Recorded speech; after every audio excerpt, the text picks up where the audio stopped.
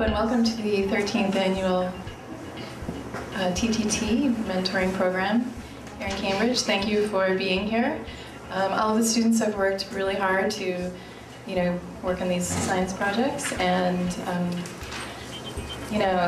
I'm one of the mentors, and so I've directly been seeing the results and the effort put in. So thanks for being here, and I think everybody's ready. So the projects are looking great. Parents from previous years, if you could stand up and,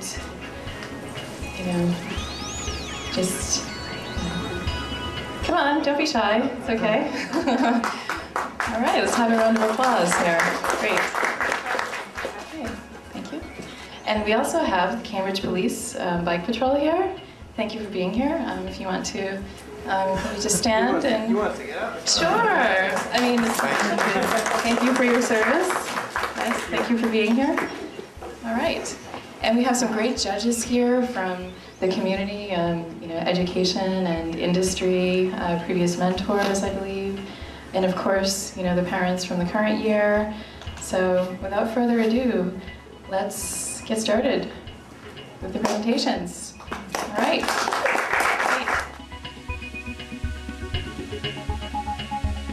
Hi, my name is Joshua Bernardin. I am a 4th grade student at the AV Elementary School in Durham, Massachusetts. The title of my project is Methods for Extracting DNA for Spinach. The question I tried to answer was, what is the best way to extract DNA from spinach? And my hypothesis was using the highest percentage of isopropyl alcohol, which is 91%, with the liquid detergent will give the most amount of DNA. And some background research that she did is DNA, also known as deoxyribonucleic acid, is a genetic molecule that she also plans of how you look like. So if you actually have green eyes, brown eyes, curly hair, or just straight hair. Hello, my name is Rachel Wong. I go to Mariah Hastings School in Lexington, Massachusetts. The title of my project is called Good Taste of Food. My research is to conduct a blind test experiment on 12 different subjects to find out if smell affects your taste and if taste affects your smell. My questions were, how does your smell affect your taste, and does your taste affect your smell? My hypotheses were your smell can affect your taste, your nose sensors and your tongue sensors are connected together, and the olfactory bulb is a part of your brain that allows you to smell. I'm a 4th grade student at the Deer Hill School. The title of my project is Increasing the Efficiency of Solar Panels. The purpose of my experiment was to find out the effects of different wavelengths of light on the energy output of a solar panel. I also studied what effects solar concentrators, such as foil and mirrors, have on the energy output of a solar panel. Hello, my name is Carly Paul, and I'm a 4th grade student at Oakdale School. The title of my project is Testing the 5-Second Rule. My question is it safe to eat something dropped on the... Bam! Soogie. Let's go right back to where we left off from last week, watching Zeitgeist, the movie. Am I close enough? Can y'all see that? And just to let you know, yep, it's 4 minutes past the top of the hour. And hopefully, will this remember where I left off last week? Let's see if we're going to be able to pick that up.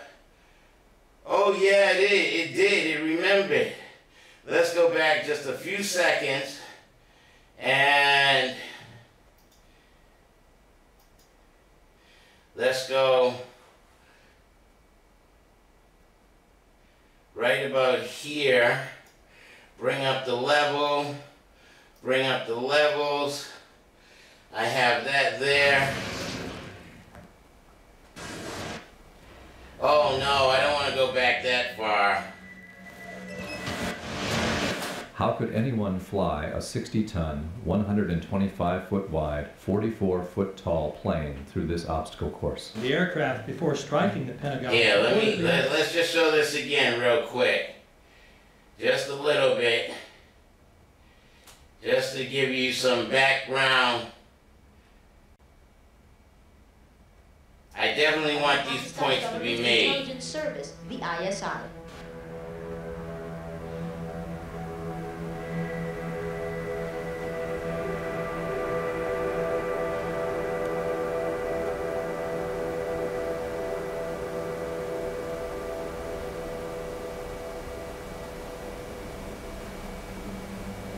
As hard as this is to believe that 2 of the alleged terrorists involved in what happened on Tuesday may have attended schools run by the U.S. military. Evidence was also apparently planted. The passport of one of the hijackers on Flight 11 was allegedly found in the rubble. The hijacker's passport was found blocks from the World Trade Center crash site. Can you believe that? The 9/11 hijackers are alive and well. That's according to the chief of Japan's Democratic Party, who says 9/11 is a hoax. Several of these 19 men are still alive.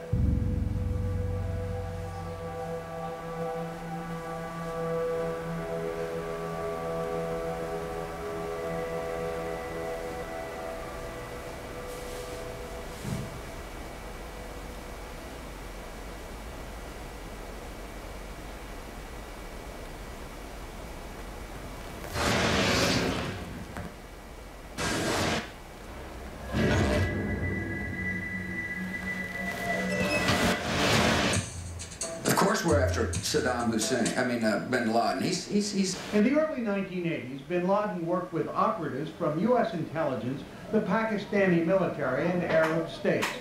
January 2001, the Bush administration orders the FBI and intelligence agencies to back off investigations involving the bin Laden family, including 2 of Osama bin Laden's relatives, who were living, guess where, in Falls Church, Virginia, right next to CIA headquarters.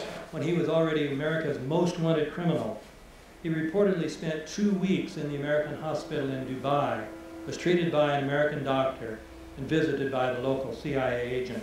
We have not seen one piece of evidence that links Osama bin Laden directly to the planning stages of September 11th. This failure to provide proof was later said to be unnecessary because bin Laden, in a video allegedly found in Afghanistan, admitted responsibility for the attacks.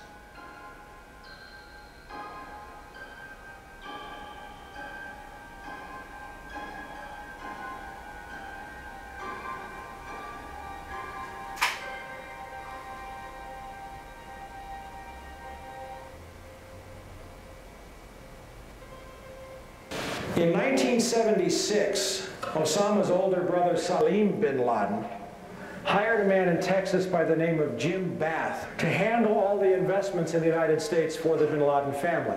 Jim Bath also happens to be a personal, almost lifelong friend and former Air National Guard pilot with George W. Bush.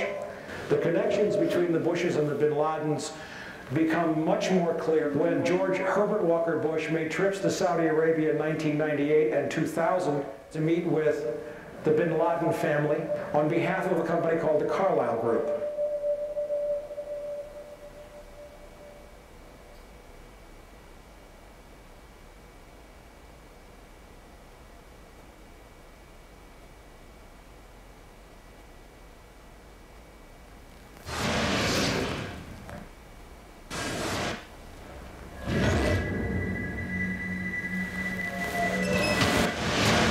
How could anyone fly a 60-ton, 125-foot wide, 44-foot tall plane through this obstacle course? The aircraft, before striking the Pentagon, reportedly executed a 270-degree downward spiral, and yet Hani Hanjour was known as a terrible pilot who could not safely fly even a small plane.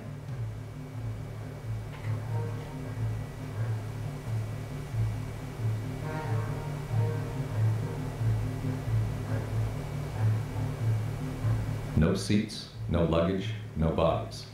Nothing but bricks and limestone. The official explanation is that the intense heat from the jet fuel vaporized the entire plane. Flight 77 had 2 Rolls-Royce engines made of steel and titanium alloy and weigh 6 tons each. It is scientifically impossible, but 12 tons of steel and titanium was vaporized by jet fuel. We're also told that the bodies were able to be identified either by their fingerprints or by the DNA. So what kind of fire can vaporize aluminum and tempered steel and yet leave human bodies intact? From my close-up inspection, there's no evidence of a plane having crashed anywhere near the Pentagon. And as I said, the only pieces left that you can see are small enough that you could pick up in your hand. Shortly after the strike, government agents picked up debris and carried it off. The entire lawn was covered with dirt and gravel, so that any remaining forensic evidence was literally covered up. The videos from security cameras, which would show what really hit the Pentagon, were immediately confiscated by agents of the FBI, and the Department of Justice has to this day refused to release them. If these videos would prove that the Pentagon was really hit by a 757, most of us would assume the government would release them.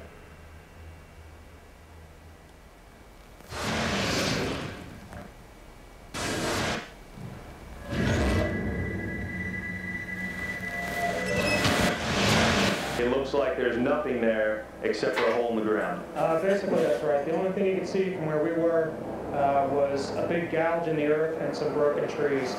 We could see some people walking around in the area, but from where we could see, there wasn't much left. Any large pieces of debris at all? No, there was nothing that you could distinguish that a plane had crashed there.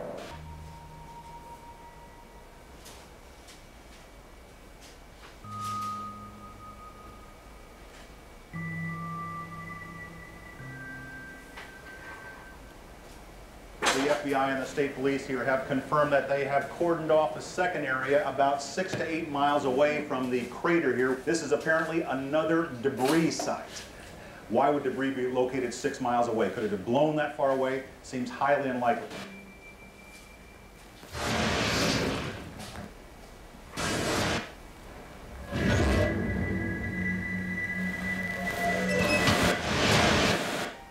Pancake theory, according to which the fires, while not melting the steel, heated it up sufficiently to cause the floors weakened by the airplane strikes to break loose from the steel columns, and this started a chain reaction. So you would expect then from that theory, which is the official theory, to see a whole stack of floors piled up on top of each other and then a spindle of core columns standing too. The core of each of the twin towers consisted of 47 massive steel columns. If the floors had broken loose from them, these columns would have still been sticking up into the air 1,000 feet.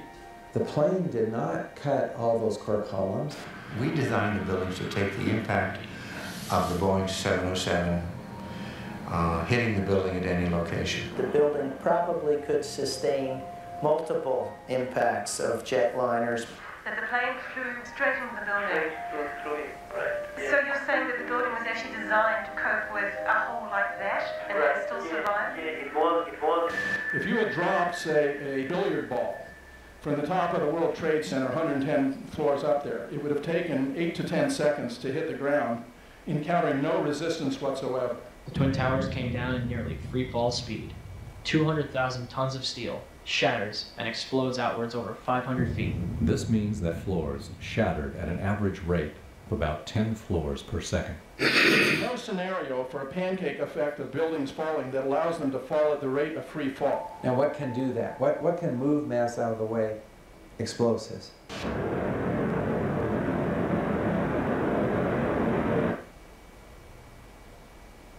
"47 huge steel columns going up the core, and they're interconnected. How do you get them to fail simultaneously so the core disappeared? It looks like those core columns were cut. The way we do this is by cutting the beam at an angle.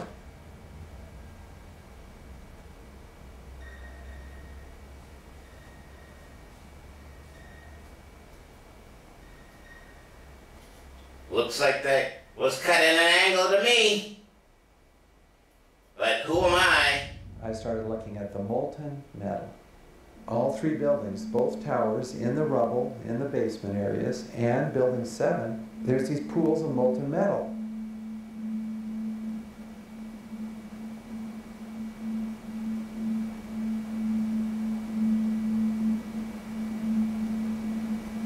Get down below and you see molten steel. Molten steel running down the channel mills. Like you're in a foundry. Like lava. The molten steel was found 3, 4, and 5 weeks later when the rubble was being removed. He said that molten steel was also found underneath World Trade Center 7. So I'm looking through the official reports. What do they say about the molten metal? They say nothing. Now, wait a minute. This is important evidence. So where'd that come from? Thermite is so hot that it'll just cut through steel, through structural steel, for example, like a knife through butter.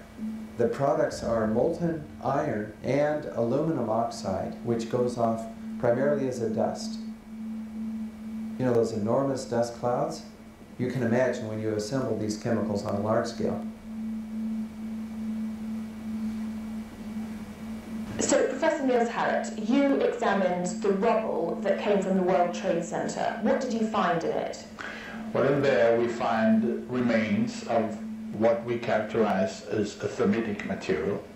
And this is a very energetic material which can be used either for melting iron or it can be designed as an explosive. The evidence for controlled demolition is overwhelming. I told you that the thermite reaction produced molten iron. Molten iron was in pools of molten iron in the rubble. And the point is that the thermite kept on reacting. This was the bitch's brew of thermite chemistry. Molten metal pools under both towers after they collapsed and Building 7. Now, Building 7 wasn't even hit by a jet. Part of the problem is that most people simply don't know much about Building 7 due to the extraordinary secrecy surrounding this collapse. And this was a 47-story skyscraper. This building fell at 5:25. It was not hit by a plane. This building had fires on only 2 or 3 floors. And it was brought down by what we know was a controlled demolition. Demolitions, they look just like that. A kink in the middle, and then that building just comes straight down, almost at free fall speed.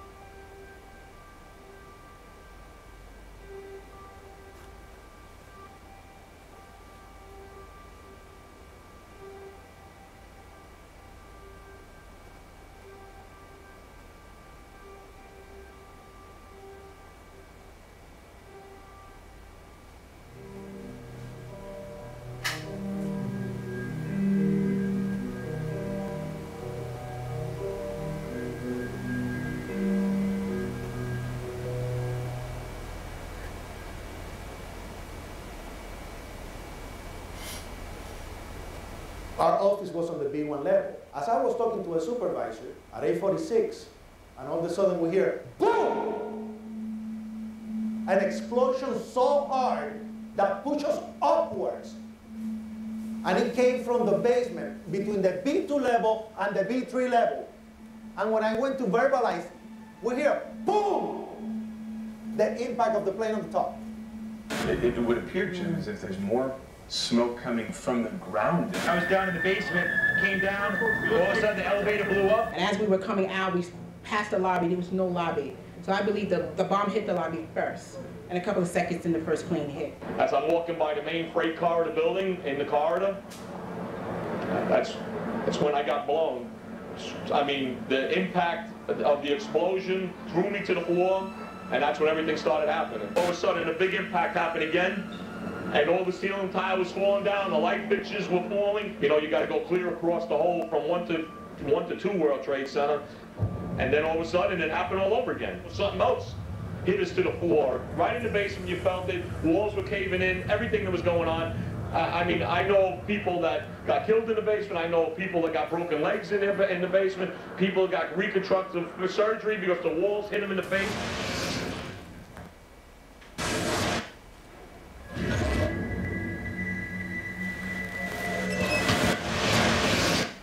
According to standard operating procedure, if an FAA flight controller notices anything that suggests a possible hijacking, the controller is to contact a superior. If the problem cannot be fixed within about a minute, the superior is to ask NORAD, the North American Aerospace Command, to send up or scramble jet fighters to find out what is going on. NORAD then issues a scramble order to the nearest Air Force base with fighters on alert. But although interceptions usually occur within 10 or so minutes, in this case, 80 or so minutes had elapsed before fighters were even airborne. It's a mind-bending anomaly. Not a single U.S. Air Force interceptor turns a wheel until it's too late. There are no jets at all. What if they were so confused and had been so deliberately confused that they couldn't respond? The reason that they didn't know where to go was because a number of conflicting and overlapping war game exercises were taking place. War game! Insertion of false radar blips onto radar screens in the Northeast Air Defense Sector. Center Team New, we have a problem here. We have a hijacked aircraft headed towards New York. We need someone to scramble some F-16s or something up there to help us out. Is this real world or exercise? Is this real world or exercise? Is this real world or exercise? Vigilant Warrior, which was in fact, according to a NORAD source, a live fly hijack drill being conducted at the same time. With only 8 available fighter aircraft, and they have to be dispatched in pairs, they were dealing with as many as 22 possible hijacks on the day of 9/11, and they couldn't separate the war game exercises from the actual hijacks. Wow.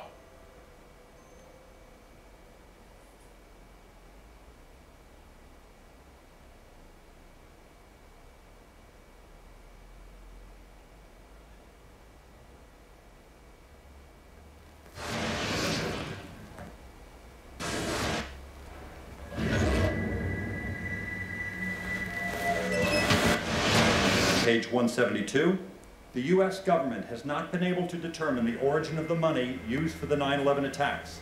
Ultimately, the question is of little practical significance.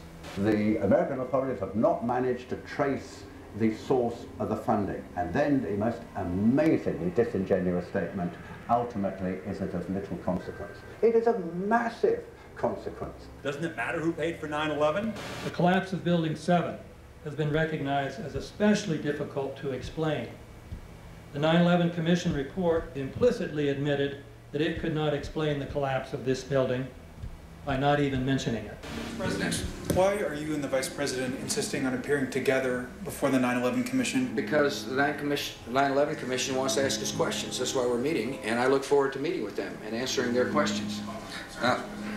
Why you're appearing together rather than separately, which was their request? Because it's a good chance for both of us to answer questions that the 9/11 Commission is looking forward to asking us, and I'm looking forward to answering them.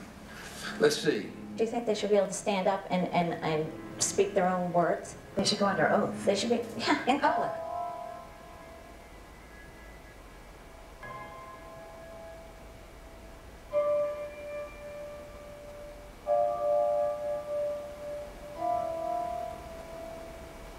Don't you think that the families deserve to have a transcript or to be able to see what you said? You asked me that question yesterday. I got the same answer, yeah. The final report was a unanimous report. That means that if there was a single commissioner who had any objection about anything, that fact would be dropped from the report. We have found out that he not only served on the transition team of the Bush administration, that he was a person who wrote a draft memo for the setup of the Bush administration's National Security Council, that he was an individual who wrote the preemptive war strategy that was eventually used for the war in Iraq, that he is a close friend of Condoleezza Rice's. We want him to resign. There is literally nothing in the 9/11 report that the Bush administration did not approve of. We can understand, therefore, why the Commission, under Zelikow's leadership, would have ignored all the evidence that would point to the truth, that 9/11 was a false flag operation intended to authorize the doctrines and funds needed for a new level of imperial mobilization. Uh-oh. Imperial mobilization. 2018.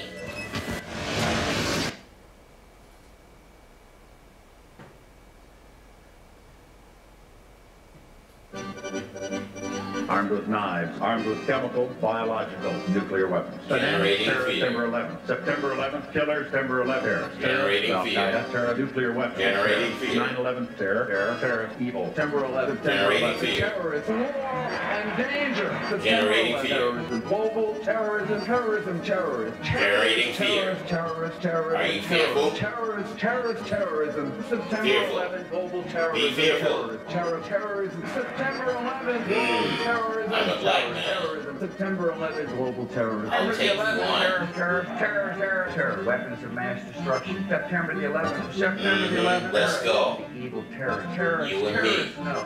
Imperial. The words are hypnotically repeated. Terrorism, terrorist, terrorist threat, and of course, believed to be linked to Al-Qaeda.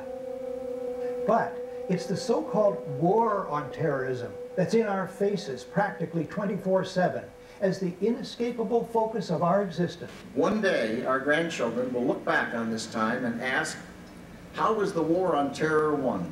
The entire U.S. ruling class, ruling elite, comes to see terrorism as the preferred means, indeed the only means, to provide social cohesion, to provide an enemy image for the society to keep it together. According to neocon theory from Carl Schmitt, you have to have an enemy image in order to have a society. A very dangerous thing, because now it means that the entire social order, the political parties, intellectual life, politics in general, all based on a monstrous myth. Monstrous myth. Monstrous myth of fear. Fear God, who's watching everything all over, but he doesn't have control over the money. What kind of God is that? Manipulated. What the CIA has done in this country, what they've done to us is unbelievable. Look at the terrorist acts that have occurred. The CIA behind most, if not all of them. We had the Marine Barracks. We had our embassy in Kenya. We had Pan Am 103. We had the USS Cole. We had Oklahoma City. We had the World Trade Center in 1993. That helped the terrorists blow up the World Trade Center the first time. They built the bomb. They got the driver's license. The informant, the FBI informant, a fellow named Salam, a 43-year-old former Egyptian army officer, he was given the assignment to put the bomb together. And he went to his supervisor, his FBI supervisor, and said, we're going to put a dummy bomb in here, right? And the FBI supervisor said, no, we're going to put a real bomb. FBI agents might have been able to prevent last February's deadly explosion at New York's World Trade Center. They discussed secretly substituting harmless powder for the explosives, but they didn't, according to the FBI's own informant, Imad Salem. Unbeknownst to the FBI at the time, Salem recorded many of his conversations with his handlers. Unfortunately for them, there were only 6 people killed, not enough to pass the legislation. So what happened is 2 years later, April 19, 1995, down comes Oklahoma City Murrah building, 168 people killed. 1 year later, the anti-terrorism legislation that takes away any of our constitutional rights and civil liberties is passed.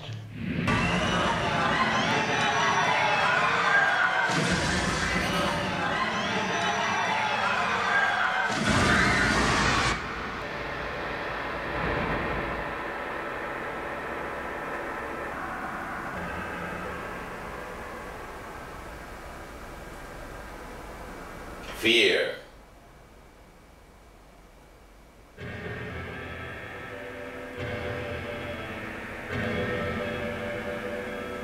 Because at 9:30 this morning, we were actually running an exercise for over a company of 1,000 people in London, based on simultaneous bombs going off precisely at the railway stations that happened this morning.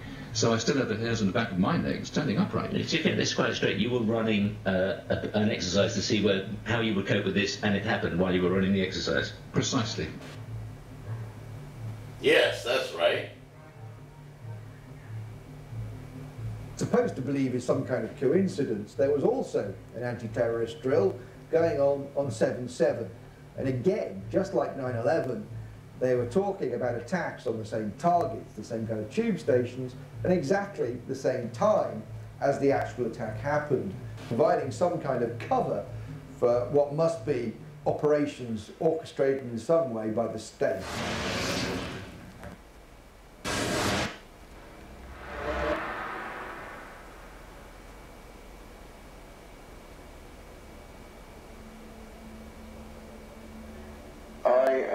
absolutely appalled at how much people in this country do not think. We are given to understand that a guy out there up in the mountains financed the most elaborate attack on this country. Do you think some people in a cave, were able to have NORAD stand down? Do you think that people in a cave were able to have all of this happen? And when I think about how many Americans were killed in New York City, and believing as I do that this thing was a setup job, this is a textbook operation that Nazis used, and they've used it over and over again. America has been suckered in one more time. I don't have to tell you things are bad. Everybody knows things are bad. The dollar buys a nickel's worth. Banks are going bust. Shopkeepers keep a gun under the counter. Punks are running wild in the street. There's nobody anywhere who seems to know what to do, and there's no end to it. We know the air is unfit to breathe, and our food is unfit to eat.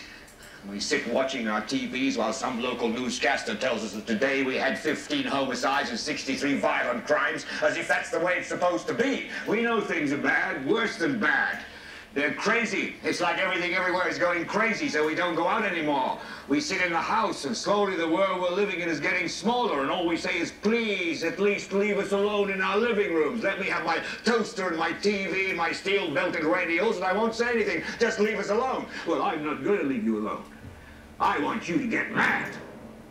I don't want you to protest, I don't want you to riot, I don't want you to write to your congressman because I wouldn't know what to tell you to write. I don't know what to do about the depression and the inflation and the Russians and the crime in the street. All I know is that first, you've got to get mad. You've got to say, I'm a human being, God damn it! My life has value!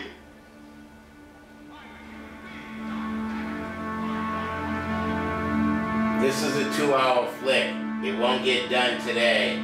I gotta return this DVD back to the library so you can borrow it. Cambridge Public Library, Zeitgeist, the movie. Lives were lost through an exercise or a game. Deliberately.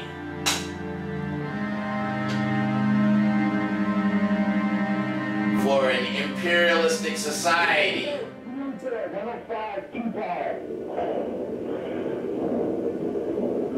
It's black as iron. All those things on my head, they called and said I was reading the book last time, man. Forgive us, two broken windows.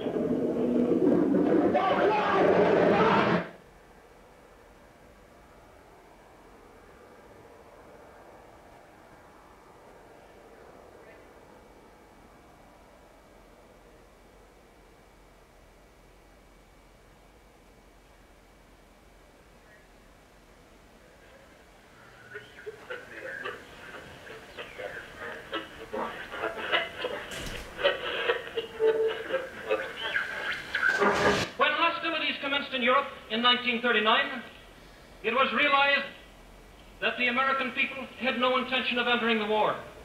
But they believed that this country could be enticed into the war in very much the same way that it was enticed into the last one. They planned, first, to prepare the United States for foreign war under the guise of American defense. Second, to involve us in the war, step by step, without our realization.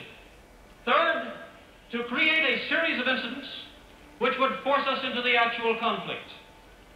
These plans were, of course, to be covered and assisted by the full power of their propaganda. Media. Our theaters soon became filled with plays portraying the glory of war. Newsreels lost all semblance of objectivity. Media manipulation. And they have used the war to justify the restriction of congressional power and the assumption of dictatorial procedures on the part of the president and his appointees. A fear campaign was inaugurated. A fear campaign. He's in 1941. We cannot allow the natural passions and prejudices of other peoples to lead our country to destruction.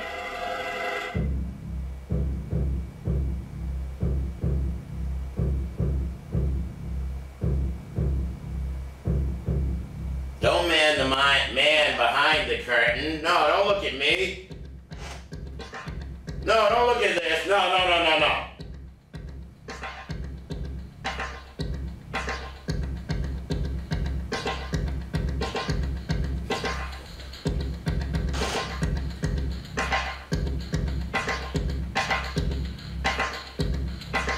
Mm. 1775. The American Revolutionary War began as the American colonies sought to detach from England and its oppressive monarchy. Here we go. Though many reasons are cited for the revolution, one in particular sticks out as a prime cause. New England King Patriots. George III of England outlawed the interest-free, independent currency the colonies were producing themselves, in turn forcing them to borrow money from the Central Bank of England, immediately creating economic hardship and despair. In the words of Peter Cooper, former vice president of the New York Board of Currency, after Franklin had explained to the British government as the real cause of prosperity, they immediately passed laws forbidding the payment of taxes and that money. This produced such great inconvenience and misery to the people that it was the principal cause of the Revolution. In 1783, America won its independence from England. However, its battle against the central bank concept and the corrupt, power-hungry mentality associated with it had just begun. Ooh. So what is a central bank? A central bank is an institution that issues and regulates the currency of an entire nation. Based on historical precedent, the typical powers inherent in central banking practice include the control of interest rates and the expansion and contraction of the money supply itself. Now, the central bank does not simply issue money to the government, it loans it to them with interest. Then, through the mechanisms of increasing and decreasing the supply of money, the central bank essentially regulates the value of the currency issued. Oh, shit. It is critical to understand that the entire structure of this system can only produce one thing in the long run: debt. It doesn't take a lot of ingenuity to figure this scam out. For nearly every single dollar produced by both the central bank and its regulated commercial banks is loaned at interest. That means every dollar produced is actually the dollar plus a certain percentage of debt based on that dollar. Bitches.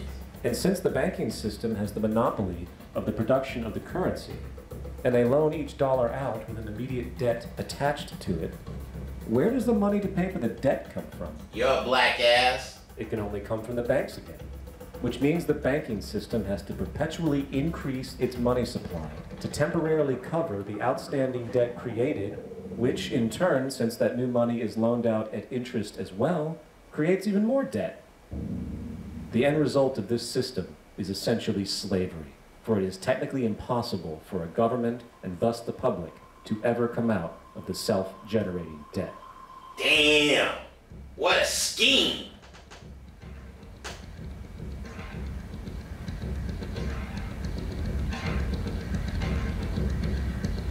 Thomas Jefferson swindling futurity on a large scale.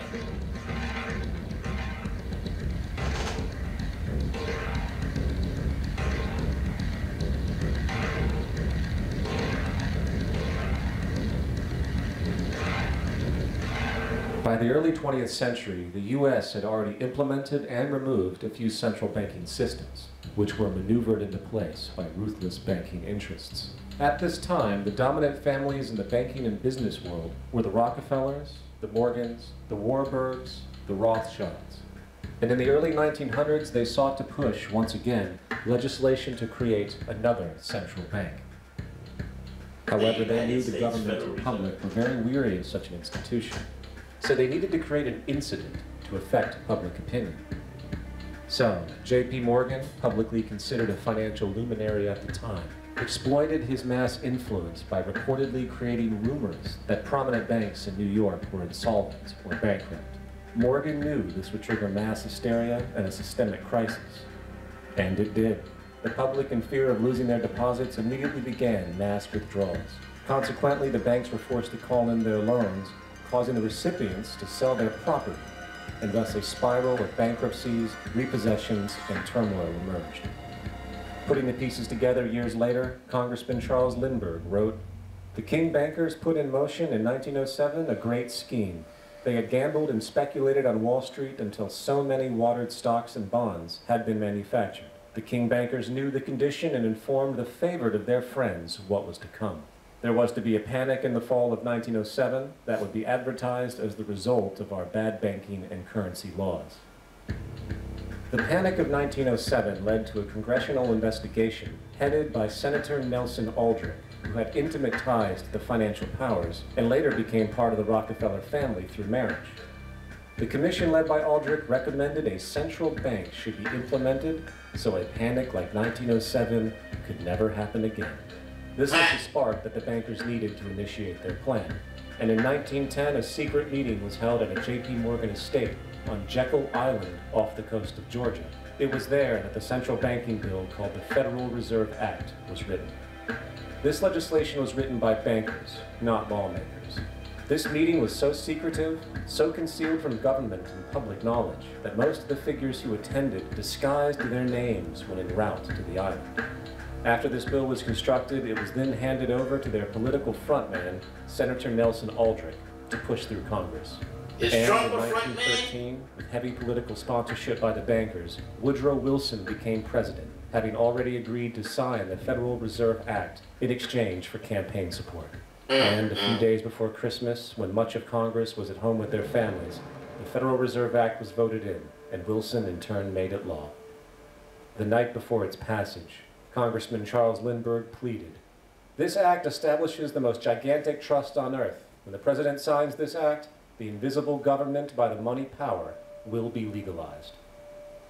Now, the public was told that the Federal Reserve System was an economic stabilizer, and inflation and economic crises were a thing of the past. Well, as history has shown, nothing was further from the truth. The fact is, the bankers now had a streamlined machine for economic manipulation.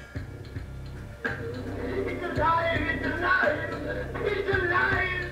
For example, from 1914 to 1919, the Fed substantially increased the money supply, resulting in extensive loans to small banks and the public. Then, in 1920, the Fed deliberately contracted credit in an extreme way, thus resulting in banks having to call in large numbers of loans, and, just like 1907, bank runs, bankruptcy, and systemic collapse occurred. Numerous competitive banks outside of the Federal Reserve System collapsed, further consolidating the monopoly of the money trust cartel. Privy to this scheme, Congressman Charles Lindbergh pronounced, "Under the Federal Reserve Act, panics are scientifically created. The present panic is the first scientifically created one, worked out as we figure a mathematical equation." 1923. However, the panic of 1920 was just a warm-up. From 1921 to 1929, the Fed again increased the money supply, resulting once again in extensive loans to the public and banks. How much There construction was also a going fairly on new now? type of loan in the stock market, the broker call loan. Very simply, this loan allowed an investor to put down only a fraction of the stock's value, with the rest being loaned from the broker. This method was very popular in the roaring 1920s, as everyone seemed to be making money in the market. However, there was a catch to this loan. It could be called in at any time and had to be paid within 24 hours. And the typical result was the selling of the stock purchased with that loan. So, a few months before October in 1929, J.D. Rockefeller, Bernard Baruch, and other insiders quietly exited the market, knowing the bubble created was about to burst. Oops. And on October 24th, 1929, the financiers who furnished the call loans started calling them in masse. This sparked an instantaneous massive sell-off in the already inflated market, as sell orders and margin calls were systemically triggered. That then led to mass bank runs, eventually collapsing thousands of banks, enabling the large banks to buy up the now failed ones at a discount. Ooh, scheme. But it didn't stop there. Rather than expanding the money supply in order to recover from this economic collapse, the Fed actually contracted it, fueling one of the largest depressions in American history. Outraged, Congressman Louis McFadden, then chairman of the House Banking Committee, filed a petition for impeachment against the Federal Reserve Board, stating, "Mr. Chairman, we have in this country one of the most corrupt institutions the world has ever known. I refer to the Federal Reserve Board and the Federal Reserve Banks. This evil institution has impoverished and ruined the people of the United States and has practically bankrupted our government. It has done this through the defects of the law under which it operates, through the maladministration of that law by the Federal Reserve Board and through the corrupt practices of the moneyed vultures who control it.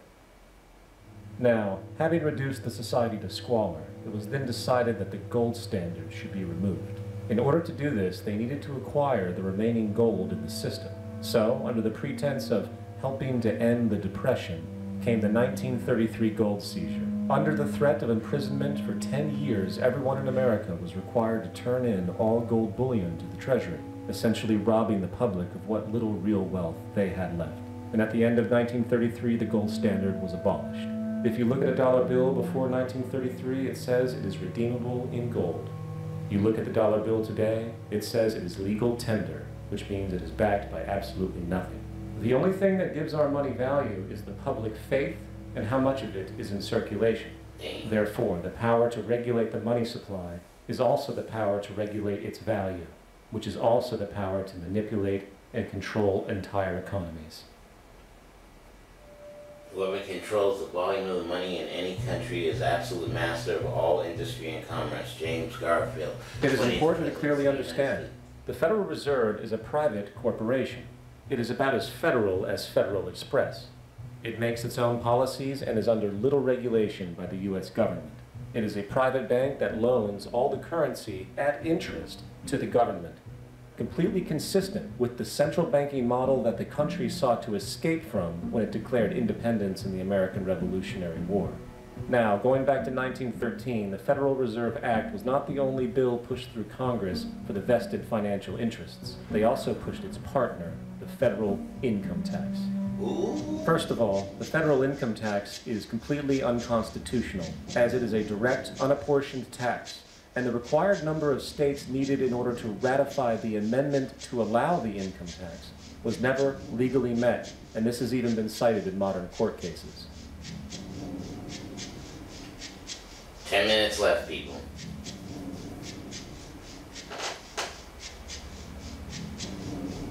Second, at the present day, roughly 25% of the average worker's income is taken from them via this tax. That means you work 3 months out of the year to fulfill this tax obligation. And where does that money go? Well, according to the Grace Commission report of the 1980s, 100% of what is collected is absorbed solely by interest on the federal debt and by federal government contributions to transfer payments. In other words, all individual income tax revenues are gone before 1 nickel is spent on the services which taxpayers expect from their government. Today, the money Americans make working 3 months out of the year goes almost entirely to the interest fees charged for the debt-based fiat currency. The fact is, the federal income tax exists to feed the Federal Reserve federal government money machine, making sure the interest payments are always there.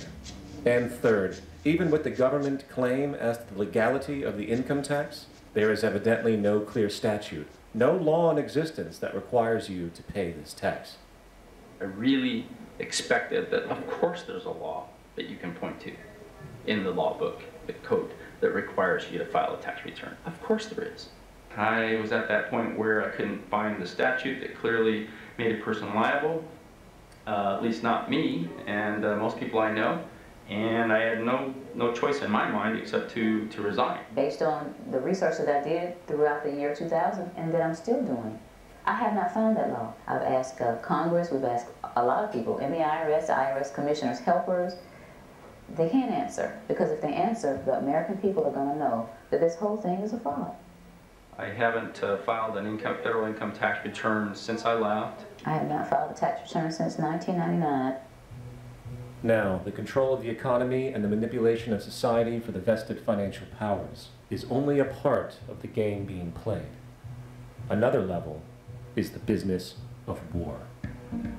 Since the inception of the Federal Reserve in 1913, a number of large and small wars have commenced. The 3 most pronounced might be World War I, World War II, and Vietnam. World War I. In 1914, European wars broke out centered around England and Germany. The American public wanted nothing to do with the war. In turn, President Woodrow Wilson publicly declared neutrality. However, under the surface, evidence now shows that the financial powers behind the administration were looking for any excuse it could to enter it. It is important to understand that one of the most lucrative things that can happen for the bankers is war, for it forces the country to borrow even more money at interest, not to mention the profits generated through the financing of military productions. In the words of two-time Congressional Medal of Honor winner Smedley D. Butler, war is a racket. It always has been. It is possibly the oldest, easily the most profitable, and surely the most vicious. It is the only one international in scope, and it is the only one in which the profits are reckoned in dollars and the losses in lives. Woodrow Wilson's top advisor and mentor was Colonel Edward House, a man found to have intimate connections with the financial interests of the time. In a conversation between Colonel House, Wilson's advisor, and Sir Edward Grey, the Foreign Secretary of England, regarding America and the war, Grey inquired, "What will America do if Germans sink an ocean liner with American passengers on board?" House responded, "I believe that a flame of indignation would sweep the United States, and that by itself would be sufficient to carry us into war." So, on May 7, 1915, a ship called the Lusitania was sent where German military vessels were known to be. And, as likely expected, German U-boats torpedoed the ship, exploding stored munitions, killing 1,200 people. To further understand the obvious anticipation of this setup, the German embassy actually put advertisements in the New York Times telling people that if they boarded the Lusitania, they did so at their own risk, as such a ship sailing from America to England through the war zone would be liable to destruction. In turn, and as anticipated, the sinking of the Lusitania created a wave of anger among the American population, and America entered the war a short time after. Major General Smedley D. Butler summarizes the monetary reality of World War I. Looking back, Woodrow Wilson was re-elected president in 1916 on the platform that he had kept us out of the war, yet 5 months later he asked Congress to declare war on Germany. The 4 million young men put on their uniforms and marched and sailed where they were asked whether they wanted to go forth, suffer and die. Then what caused the government to change its mind so suddenly? Money!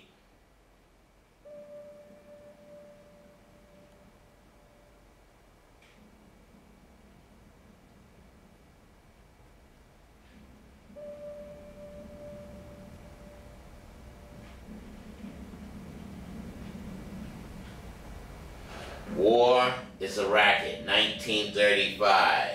And since I have 5 minutes left, let me see where we're going to go from here. World War II. Okay, well, we won't go into World War II. We'll come back to Brother R.A. in make that 2018. And let's go to that shot there. So, in 2018, have we been played? I mean, this whole zeitgeist, the movie, starting with George Carlin on last week's show, and yeah, YouTube, even though I show you here in the picture, on this site here, Facebook cut me off and YouTube doesn't play my shit, so I just felt it was rather important to go ahead and share this knowledge and information, because the power conglomerates, the imperialization is been choreographed since George Washington, Thomas Jefferson, and melanin dominant people specifically. I mean, I appreciate all humanity, and I don't wish to play into their game of I'm a man and I know better, or I'm a black man and I'm better than you. I was reading the Dow, and it made reference to competition, and I don't need to be competitive and feel like I'm better. I was reading where if you're in a race and you win, that's you competing with yourself, making yourself better. The other runners, that they're just there. Everyone's trying to reach their perfection. And so I, as black man, am working to reach my perfection. And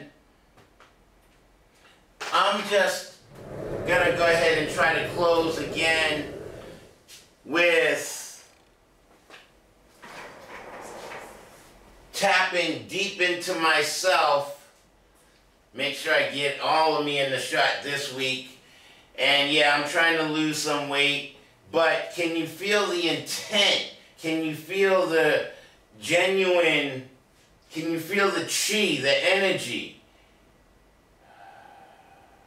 Let's relax, drop my energy. He taught yesterday, see yourself on the core of the earth.